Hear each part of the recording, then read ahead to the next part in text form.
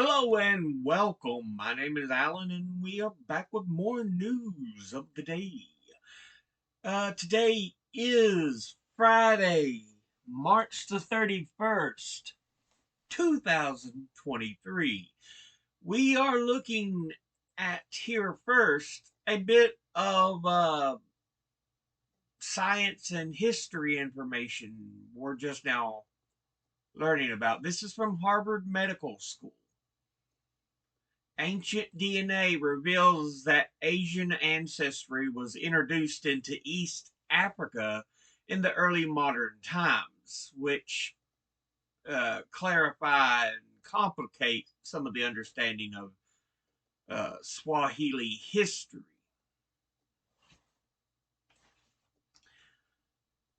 Yeah. Um, who were the people of the medieval Swahili civilization? Ancient DNA reveals African founders intermingled with migrants from Southwest Asia around 1000 CE or 1080. So yeah, showing there's a bit of Asian genetics in Africa at that time. Um, Findings complicate the scientific views as well as the colonial area. And I cannot talk. Colonial era beliefs. For the first time, analyses determined that some present day Kenyans who identify as Swahili are genetically very different from medieval residents of the same region, while others have retained substantial medieval ancestry. Now, there's also claims that there are parts of Africa where there are actually some Jewish ancestry. So, I mean, this opens up a lot of potential stories as more than just stories. While serfs toiled and knights jousted in Europe and samurai and shoguns rose to power in Japan, the medieval people of the Swahili civilization on the coast of East Africa lived in multicultural coral stone towns and engaged in trade networks spanning the Indian Ocean. Archaeologists, anthropologists, and linguists have been locked in a century long debate about how much people from outside Africa contributed to Swahili culture and ancestry. Swahili communities have their own histories, and evidence points in multiple directions. The largest yet analysis of ancient DNA in Africa, which includes the first ancient DNA recovered from members of the Swahili civilization, has now broken the stalemate. So, yeah. The study reveals that a significant number of people from Southwest Asia into moved to the Swahili coast in medieval and early modern times and had children with the people living there. Yet the research also shows that hallmarks of the Swahili civilization predated those arrivals. So, southeast or southwest Asia. How far over are we talking? Are we talking India, Bangladesh, Afghanistan? I mean, where are we talking southwest? How far southwest? Because Asia's a big place. Um, archaeologists Archaeological evidence overwhelmingly showed that the medieval Swahili civilization was an African one, but we still wanted to understand and contextualize the non-local heritage, said co-senior author Chaparuka Kusimba, professor of anthropology at the University of South Florida. Taking a genetics pathway to find the answers took courage and opened doors which lie beyond which lie answers that force us to think in new ways. The analyses published March 30th in Nature included the newly sequenced ancient DNA of 80 individuals from the Swahili coast and inland neighbors dating from 1300 to 1900 CE or 80, depending on what you prefer to call it.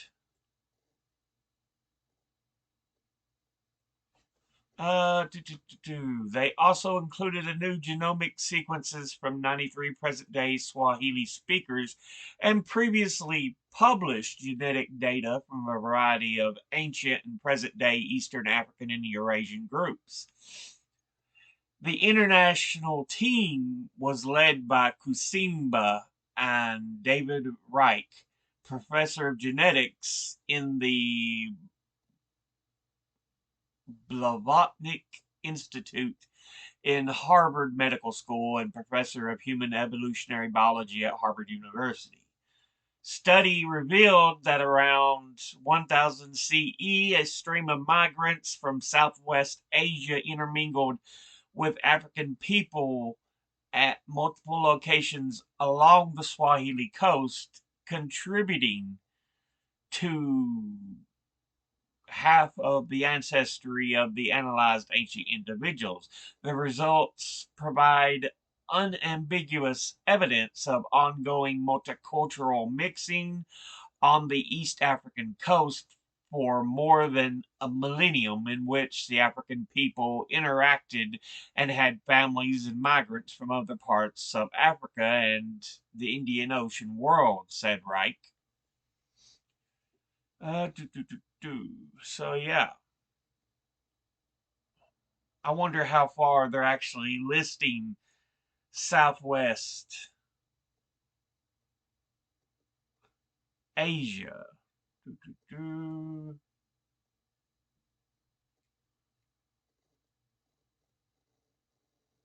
Because Asia's a big location. It's a whole continent. It's a big landmass. But anyway, here's another story. Being a history fan that I am, I had to look into. Clues to the lives of North America's first inhabitants are hidden underwater. Submerged prehistory holds insights on the first humans to live in North America.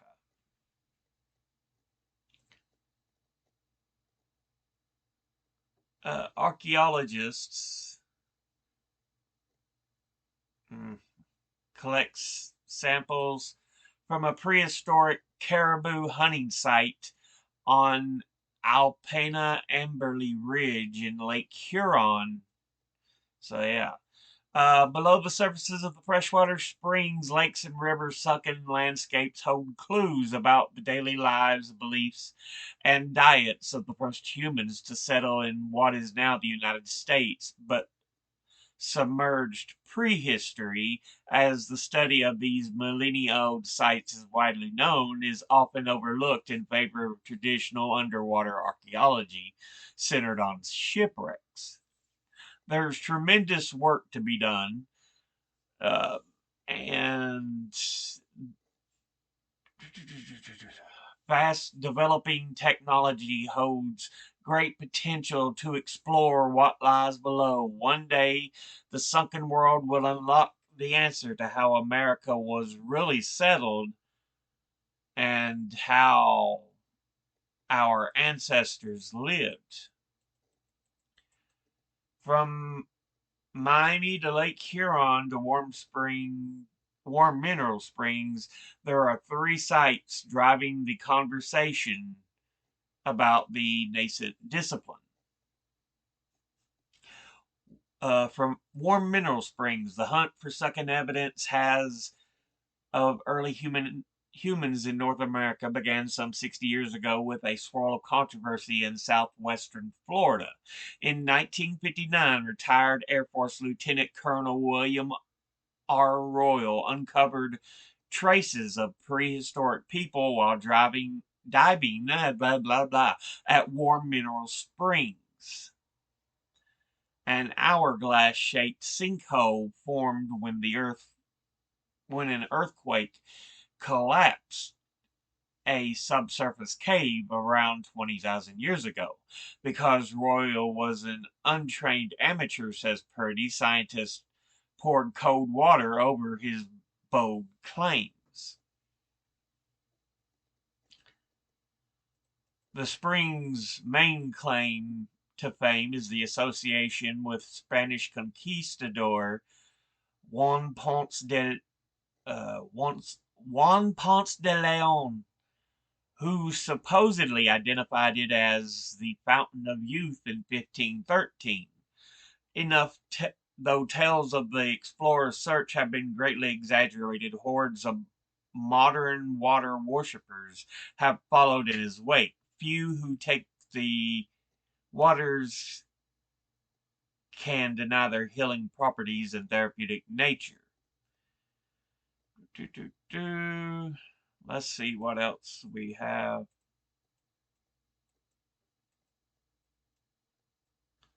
Lake Stanley and Lake Huron. I don't know where Lake Stanley is.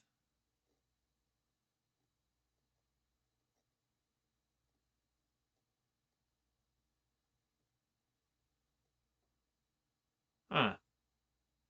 Over 1,200 miles north of the Sunshine State, John O'Shea, an anthropologist and curator of the University of Michigan's Museum of Anthropological Archaeology, has spent a large part of his life investigating Lake Huron, one of the Great Lakes. Around 10,000 years ago, the basin now occupied by Lake Huron was home to another freshwater lake whose water level was 300 feet lower than Huron is today. The submerged lake, which boasted waterfalls as large as Niagara Falls, is known as Lake Stanley. Okay, so it's part of Lake Huron. It's in Huron itself. So that has some potential evidence uh, to the history of Native Americans in the Americas. And Miami. Back in Florida, archaeologists are poring over Miami's damp black soil. Most of downtown has been built over and lost to development, leaving pockets of the Miami River shoreline as one of the last chances to reconstruct the city's earliest history. When Ponce de Leon anchored in Biscayne Bay in July 1513, he wrote in his journal that he had reached Chakescha, a reference to a Native American Tequesta tribe based in southeastern Florida. The Tequesta lived in the region for some 2,000 years. Around 100 CE or AD, they established their main village at the confluence of the Miami River and Biscayne Bay. So, yeah, interesting. Finding a lot of these historical clues underwater.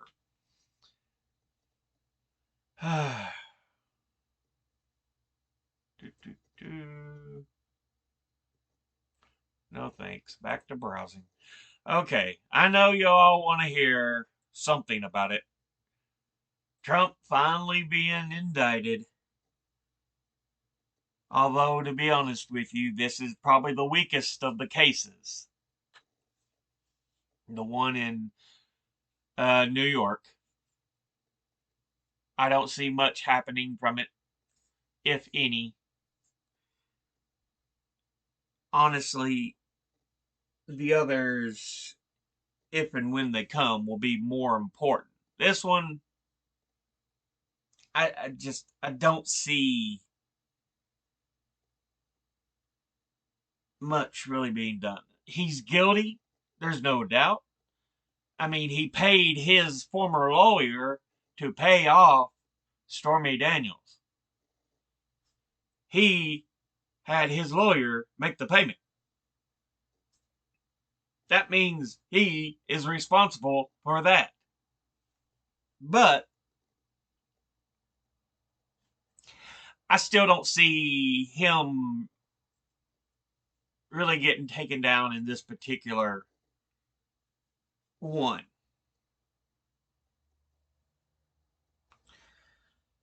It's the others that are more concrete.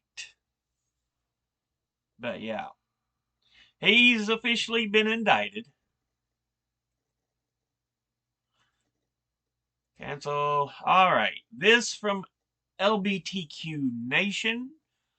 Lauren Boebert refuses to nitpick what the Bible says when talking about her son's premarital sex. She has said people who support trans rights are spitting in God's face, but when it comes to applying the Bible's rules to her family, well, that's a different story. She often uses her religious beliefs to justify her positions in political issues, but she was a lot less willing to do so when it came to her minor son, underage son and the underage girlfriend's pregnancy. Boebert was ranting about how liberals want to teach her 4 sons to be women just before she announced that her 17-year-old's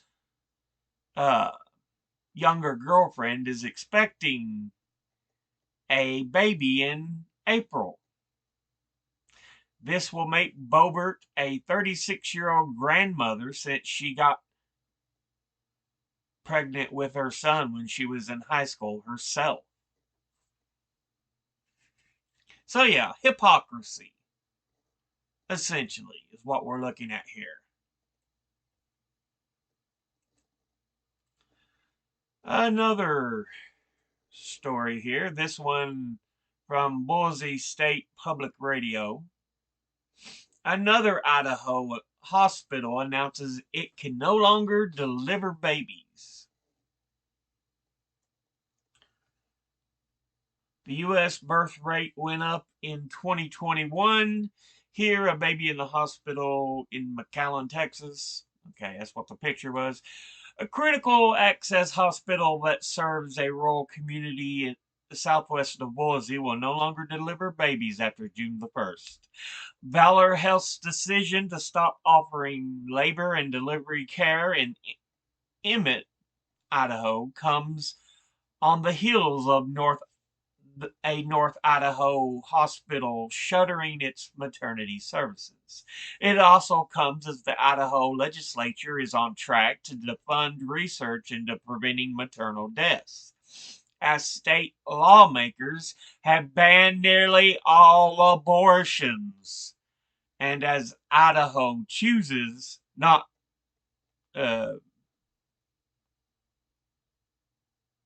to extend its postpartum Medicare coverage. So, in truth, they won't birth. They don't care about you after you're born. They don't give a crap. Like many rural hospitals, Valor Health has taken multiple hits in recent years. The COVID-19 pandemic, a shortage of staff and nurses who can deliver babies, and the revenue challenges that have dogged rural health care for decades are among the factors the hospital referenced in an announcement posted to its website. It has been increasingly difficult and unsustainably expensive to recruit and retain a full team of high quality, broad spectrum nurses to work in a rural setting where nurses need to be proficient in many different fields. So, yeah, making it harder to have babies, but you gotta have them. That's all that matters to them. They don't give a crap about human dignity and life. It's just a talking point for them. This from the Hindustan Times. North Korea executed pregnant woman for pointing at founder's portrait. According to the report here, North Korea news, Kim Jong-un ordered the execution of homosexuals, religious persons, and North Koreans who tried to flee the country. North Korea committed horrific human rights violations, including the execution of a 6-month pregnant woman who pointed at the portrait of Kim Il sung, the country's founder. An extensive South Korean report, which has been publicized for the first time, Kim Jong-un is said to have ordered the execution of homosexuals, religious persons, and North Koreans who tried to flee the country.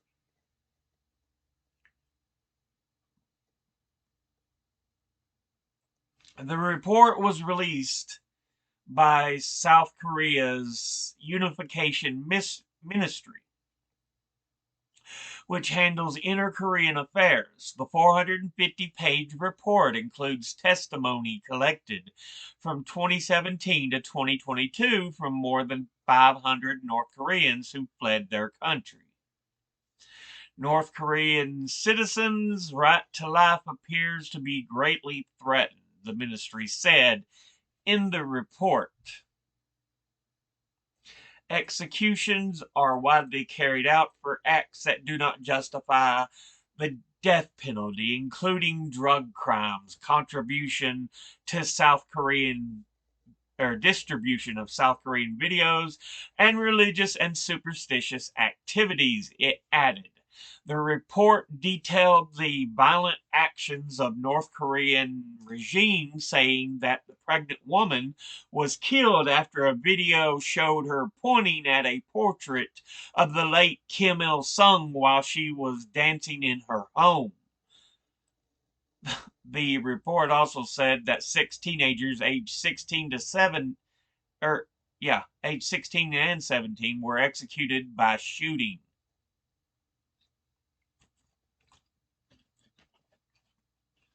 It's ridiculous.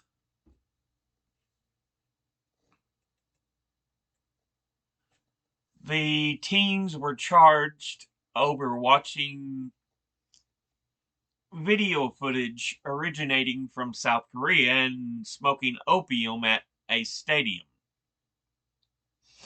Human experts human experiments were also conducted on North Koreans, the report said.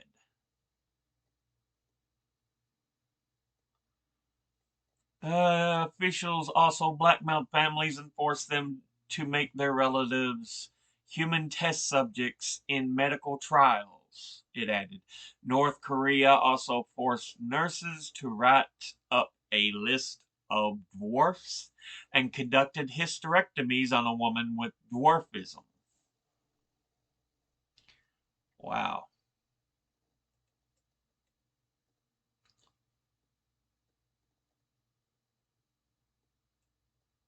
That is crazy. Next article we're looking at, News 24. Amsterdam sex workers protest plans to close its centuries-old red light district.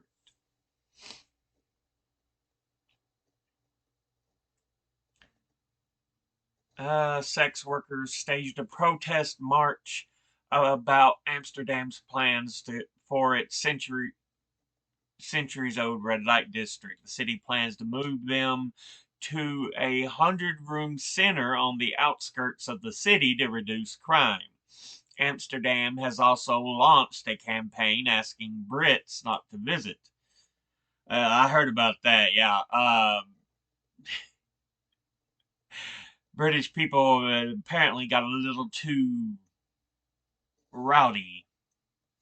Sex workers marched through Amsterdam on Thursday to protest against plans to move them from the famed red light district to a huge erotic center on the outskirts of the city.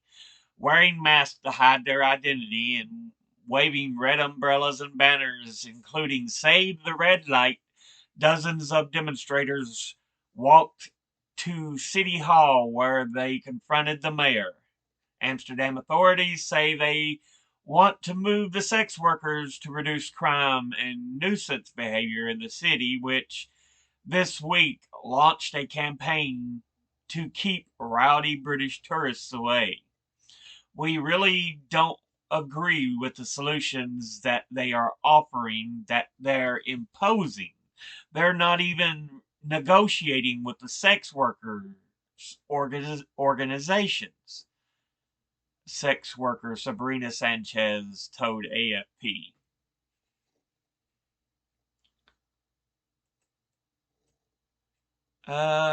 Sex workers were also protesting against plans for earlier closing times in the red light district, where the municipality in February also announced it was banning the smoking of cannabis.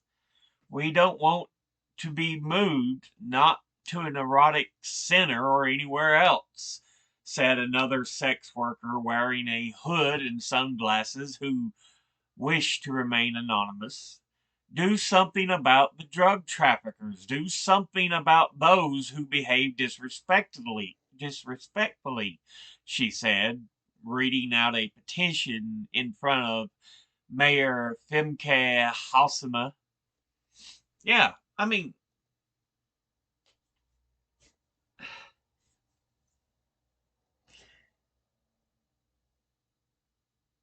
the fault does not lie with the red light district. The fault lies with the people who misbehave and show up there. You know, the district itself is not necessarily a, evil thing. It's people misbehaving that show up there. But, oh, we don't want this. Oh, we don't want that. Now we got two stories by the lever we're going to take a look at. In the first one, in Chicago mayoral race, plutocrats spin big against new taxes. Yeah, so the rich spent big money to avoid new taxes. Paul Vallis has raked in $1.6 million from executives at financial firms that could be hit by his progressive opponent's proposed tax on speculative trades.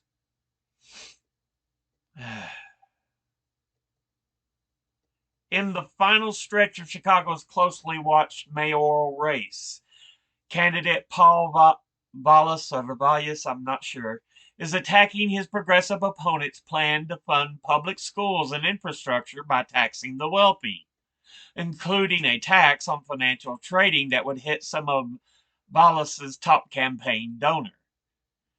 The revenue plan proposed by Cook County Commissioner Brandon Johnson includes what he calls a big bank securities and speculation tax, which would levy a $1 or $2 charge on most trades.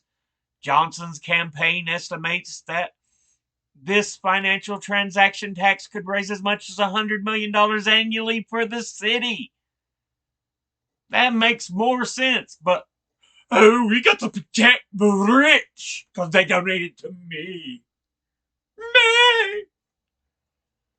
Vallis opposed Johnson's tax plan during a debate last week, arguing that raising taxes is the absolute wrong approach to take, and that Chicago's next mayor should instead focus on reducing spending.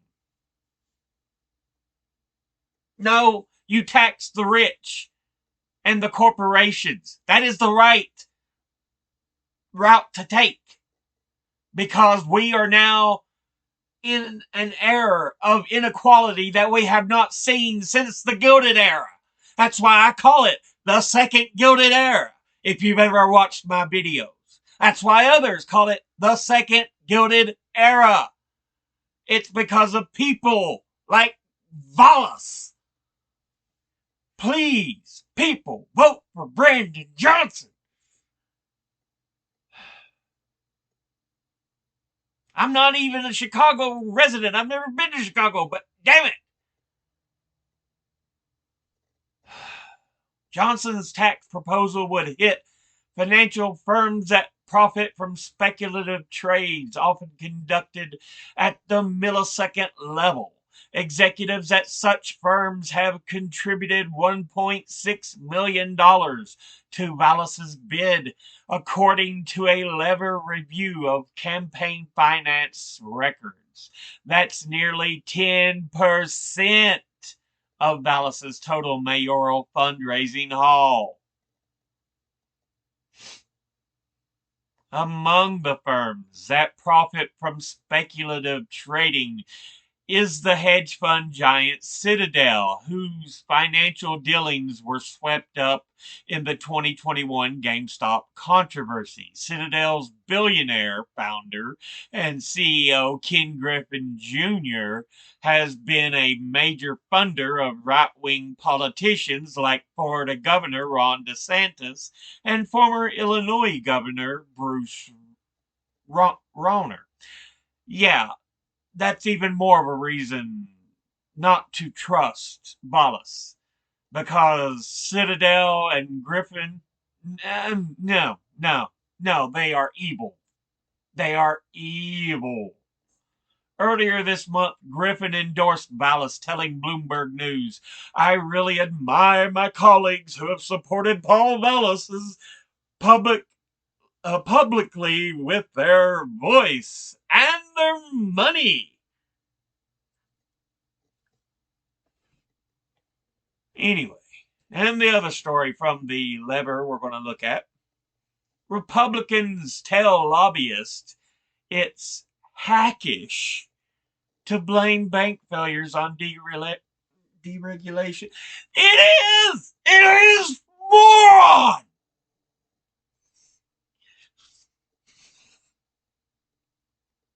Why are there so many...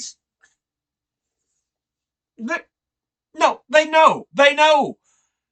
It is because of deregulation, but it's what makes them fucking money. I hate people like this. They are evil. Evil. I consider them to be perpetrators of crimes as bad as mass murder. Because essentially that's what they're doing. You put poor people into even worse poverty. They can't afford food. They can't afford health care. Fuck you. I'm sorry for my language, but ooh, that irritates me more than anything. Patrick McHenry defends Trump's bank deregulation law days before leading an inquiry into the collapse of Signature Bank, his top donor.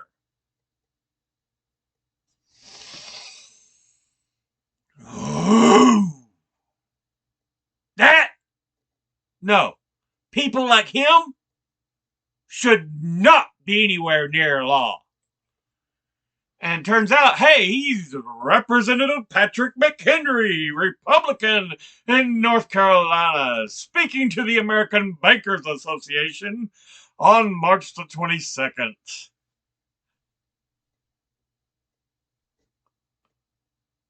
The Republican lawmaker overseeing the House investigation into the ongoing banking crisis told an influential bank lobbying group last week that it was hackish to blame deregulation for recent bank failures, including the collapse of an institution that's been his top individual source of campaign cash. Representative Patrick McHenry, Representative Republican of North Carolina, who has received $275,000 in donations since 2013 from executives at Signature Bank, will lead the House Financial Services Committee's first hearing on Wednesday, looking into the sudden failures of Signature Bank and Silicon Valley Bank earlier this month. That's like a fucking fox guarding the henhouse.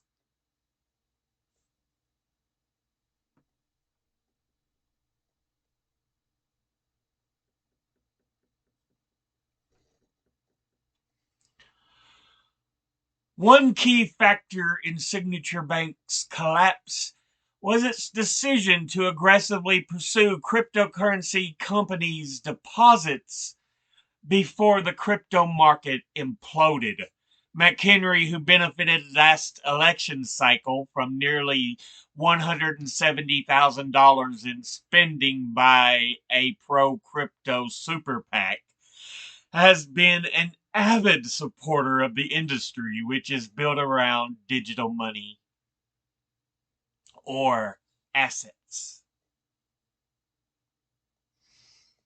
People like him should not be allowed around any of these type of things. I wish we could do a severe restructuring of donation and lobbying for national elections. I wish it, but if you're without money, fuck you, because you can't do anything if you're not rich. And the rich, they don't give a fuck about the average person. Anyway, again, I apologize for my language. But I'll go ahead and end this episode here. I appreciate y'all for watching. As always, educate thyself, think, read, study, learn. Someone tries to tell you something you have trouble believing, ask them, cite your sources. I'll be citing these sources in the description box below the video. I'll see you all in the next one. Until then, later.